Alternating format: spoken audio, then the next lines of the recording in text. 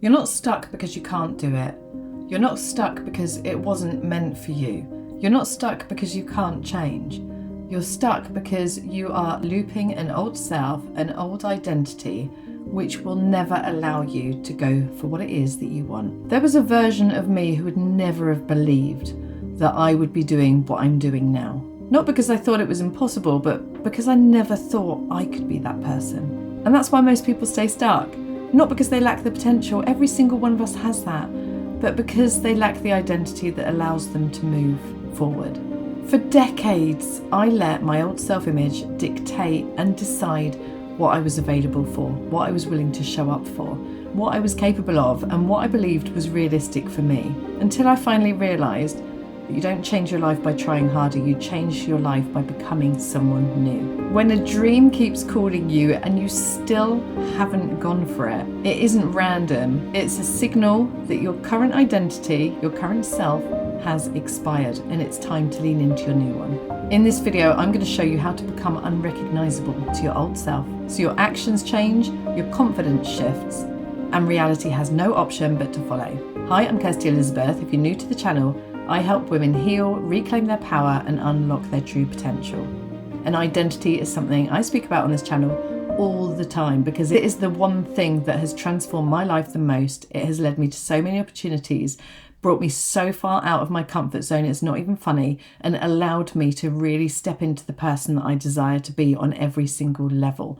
I have done things that I would never have thought was possible for myself, and I want the same for you too. I spent my whole life thinking that I was this person, Kirsty, and that this Kirsty, this person who I was completely limited. There was a ceiling around what I was able to do. It was like I was stuck in a box.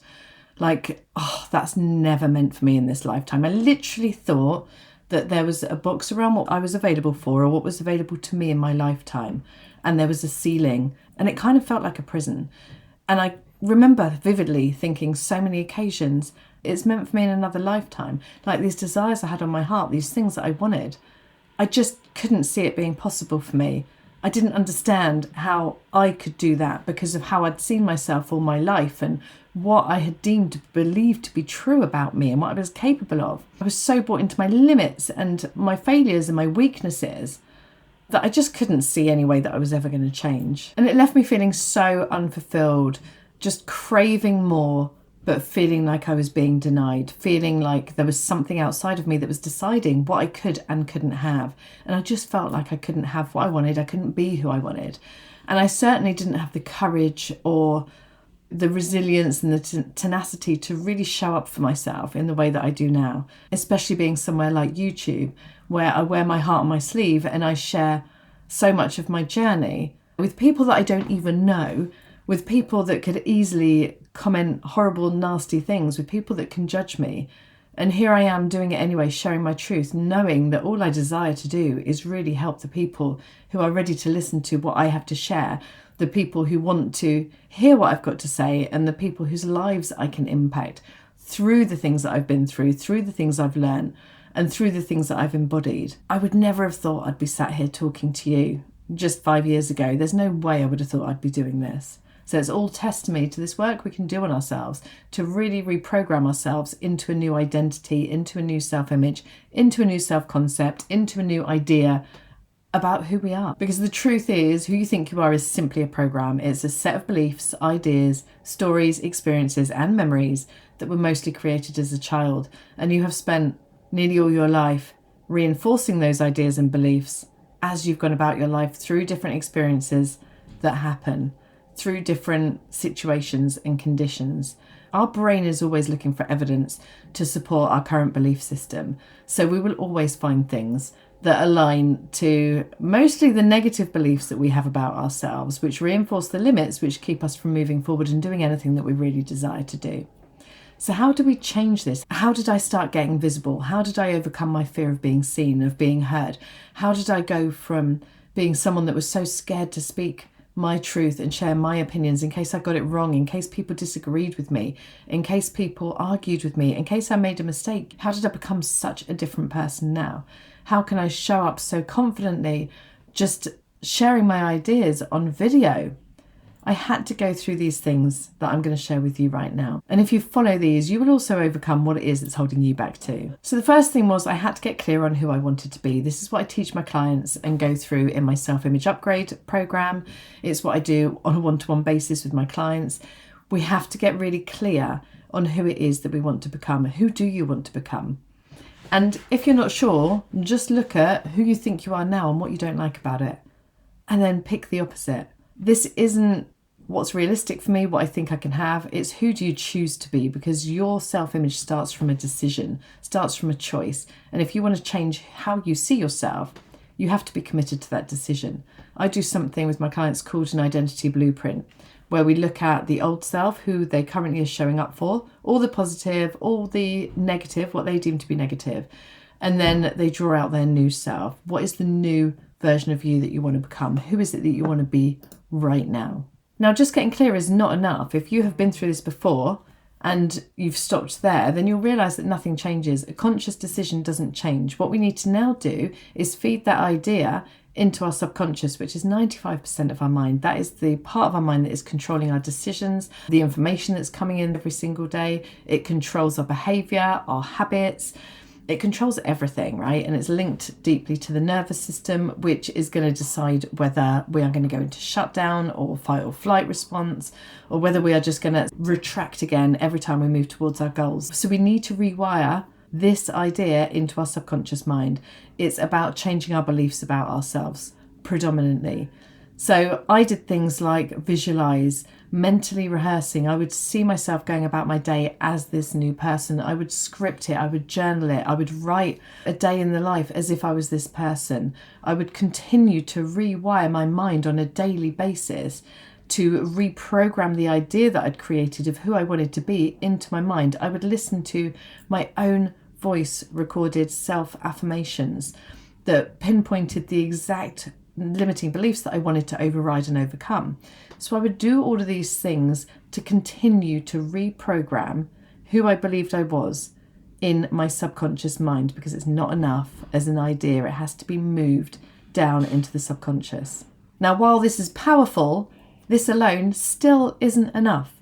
The next thing I had to do was start taking action as if I was that person now.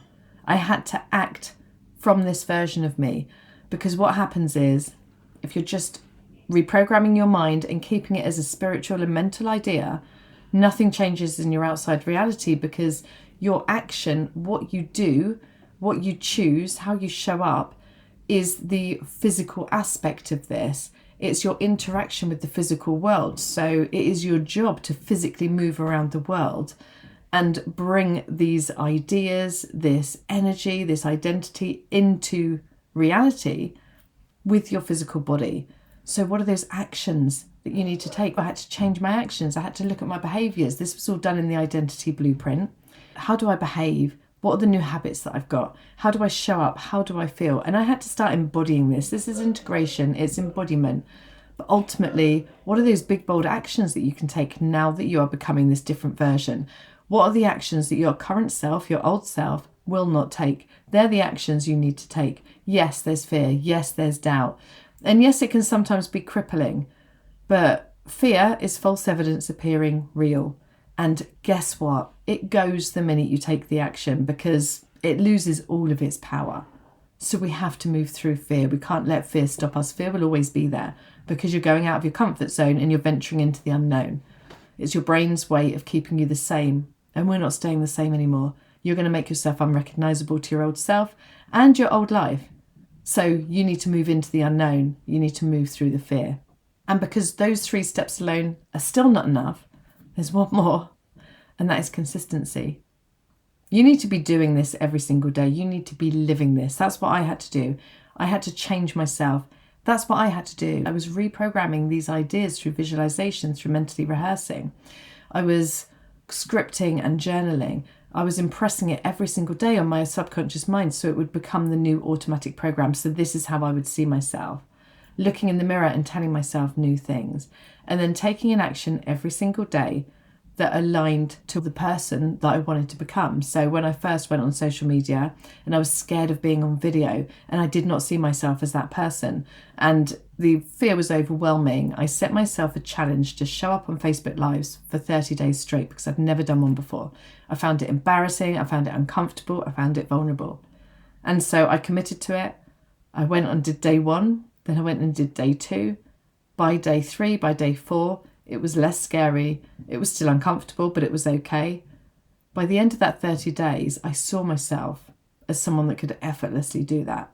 That got integrated within my identity, within my self-image, within my new self, because I was rewiring the beliefs and I was acting as if it was true, which then gets the belief to anchor in, because your brain can't dispute that.